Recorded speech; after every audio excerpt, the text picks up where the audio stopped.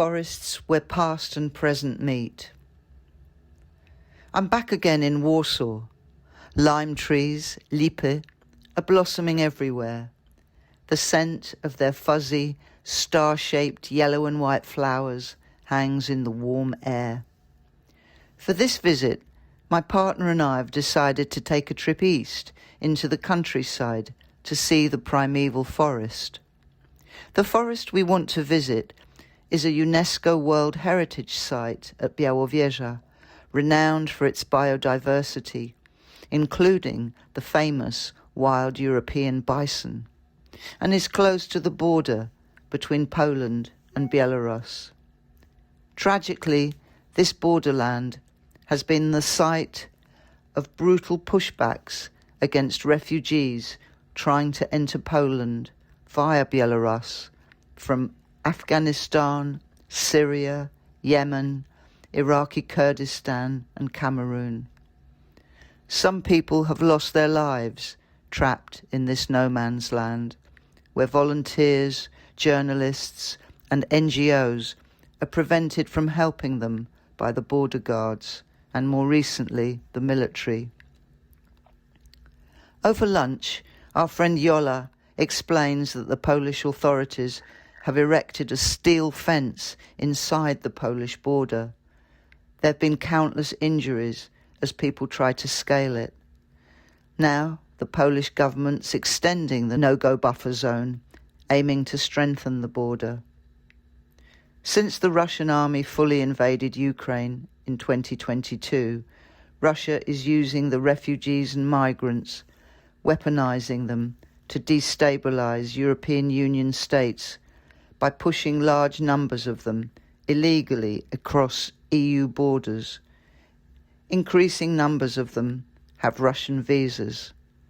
The Belarusian government supports the Russian government, so is seen as widely complicit in this tactic and as taking revenge for previous EU sanctions. Ever since the invasion of Ukraine, there's a fear that Poland could be next. There's talk of a pre-war situation. Missiles and fragments of drones have landed in neighbouring countries, including Poland and Moldova. There's also talk of a hybrid war, with borders threatened, unexplained arson attacks within Poland, and cyber attacks. Is this paranoia? I ask Jola. Well, just because you're paranoid doesn't mean they're not out to get you, she replies. We laugh at that old joke from Joseph Heller's book Catch-22, and it lightens the atmosphere. But it's a grim subject. Compared to other families, my parents spoke little about their experiences of the war, but I remember they were always fearful there might be another one. Whenever there were international crises on the news, the Cuban Missile Crisis, the Vietnam War, my mother would look at my father and ask him if there was going to be another war in Europe.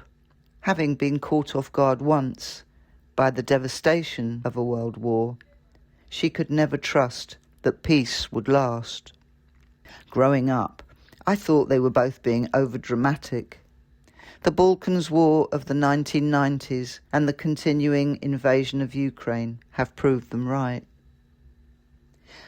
I get all the cutlery out of the metal bucket on the table and arrange the knives and forks into borders and the fence and the buffer zone extension.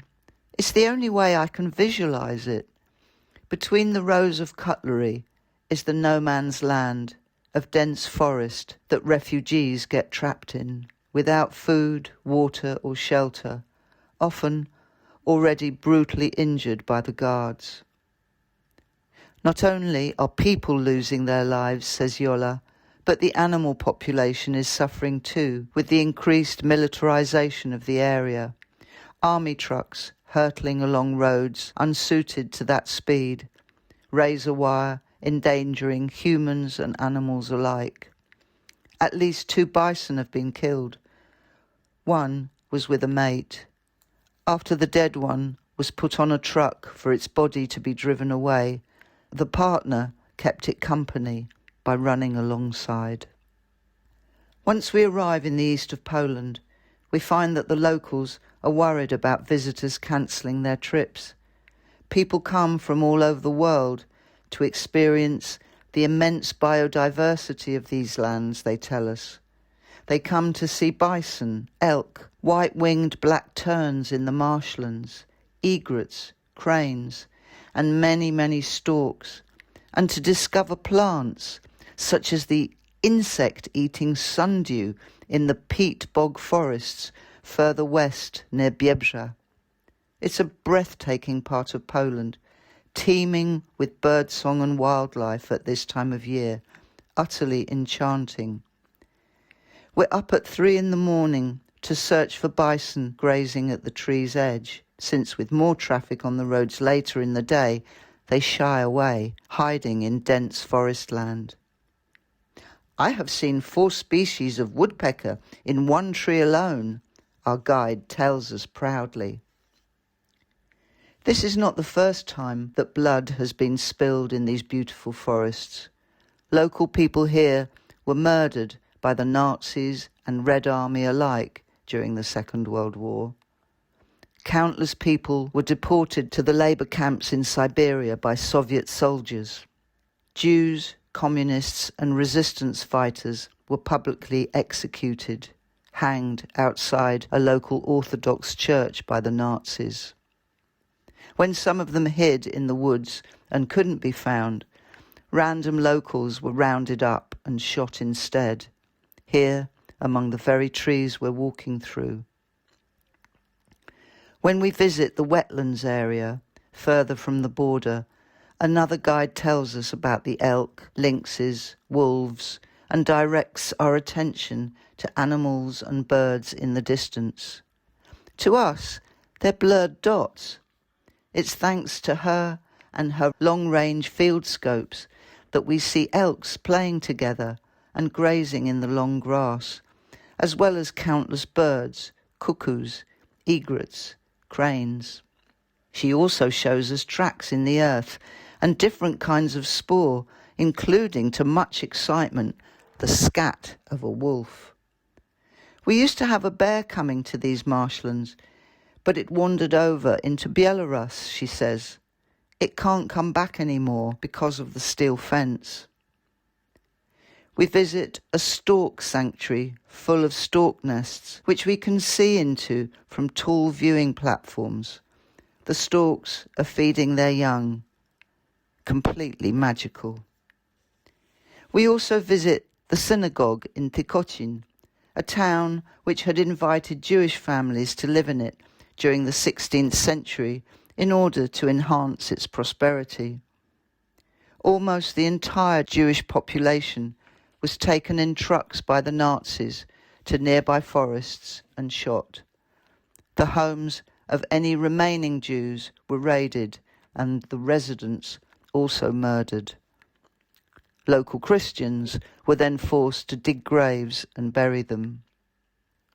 We visit the local synagogue, a museum now, not a working temple, and take a few moments to sit on the old wooden benches in it. We skinny dip in a quiet oxbow of the Narew. We take walks in the lovely countryside, eat local potato cakes. Then it's time to drive back to Warsaw. I can't stop thinking about the refugees caught in the forest land between the border of Poland and Belarus. I keep thinking how every single Polish person I know has parents, grandparents, or other family members who were once displaced, not knowing if their loved ones were still alive or not, wandering, hungry, thirsty, trying to escape capture or death.